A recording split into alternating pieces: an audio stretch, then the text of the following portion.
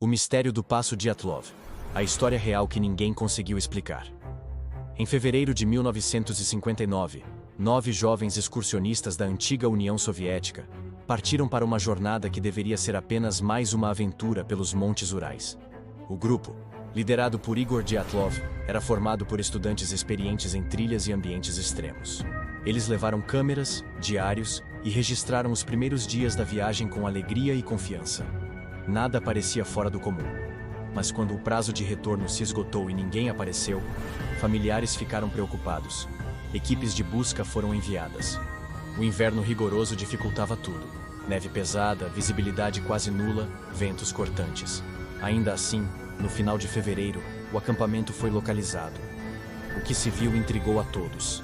A barraca estava montada, mas havia sido cortada por dentro, como se os jovens tivessem tentado escapar às pressas. Lá dentro, roupas de frio, mantimentos e até botas pesadas estavam intocados. Nada parecia ter sido levado. Do lado de fora, a neve guardava marcas misteriosas. Havia pegadas humanas que se afastavam do acampamento, mas algumas descalças e outras apenas com meias. Seguindo essas marcas, os socorristas encontraram parte do grupo em condições incompatíveis com o frio intenso. A cena indicava uma fuga desordenada, mas o motivo permanecia um enigma.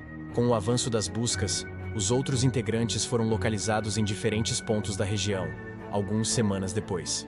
E foi aí que surgiram detalhes ainda mais desconcertantes. Certos jovens apresentavam lesões internas difíceis de explicar, sem sinais aparentes do que poderia tê-las causado. Outros estavam com roupas que pertenciam a companheiros, sugerindo que haviam tentado sobreviver aproveitando o que encontravam pelo caminho. Para aumentar ainda mais o mistério, análises detectaram níveis inesperados de radiação em algumas peças de roupa. Diante desse cenário, teorias não faltaram. Alguns apontaram para uma avalanche, o que justificaria a fuga apressada. Mas a posição do acampamento não correspondia a um local típico para esse tipo de ocorrência. Outros sugeriram que experimentos militares secretos poderiam ter atingido a região, explicando tanto a radiação quanto as condições incomuns dos jovens. Também houve quem cogitasse a hipótese de fenômenos naturais raros, como sons de baixa frequência capazes de provocar desorientação e pânico. Nenhuma dessas teorias, no entanto, conseguia responder a todas as perguntas. O relatório oficial da época concluiu que as mortes foram causadas por uma força natural irresistível. A frase vaga não trouxe conforto para as famílias, nem respostas para os investigadores. Desde então, o caso se transformou em um dos maiores mistérios do século XX. Livros, documentários e filmes foram produzidos.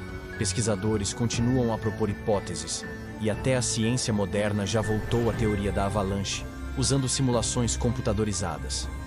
Mas ainda hoje, detalhes como a barraca cortada de dentro para fora, as pegadas descalças na neve e a radiação em algumas roupas permanecem sem uma explicação definitiva. O episódio ficou conhecido como o Incidente do Passo Dyatlov, em homenagem ao líder da expedição. Mais de 6 décadas depois, continua marcado na memória coletiva como uma história que fascina e inquieta. Uma narrativa real que mistura suspense, investigação e mistério, e que permanece sem solução. A pergunta resiste ao passar dos anos. O que realmente aconteceu naquela noite gelada nos Montes Urais? A pergunta resiste ao passar dos anos. O que realmente aconteceu naquela noite gelada nos Montes Urais?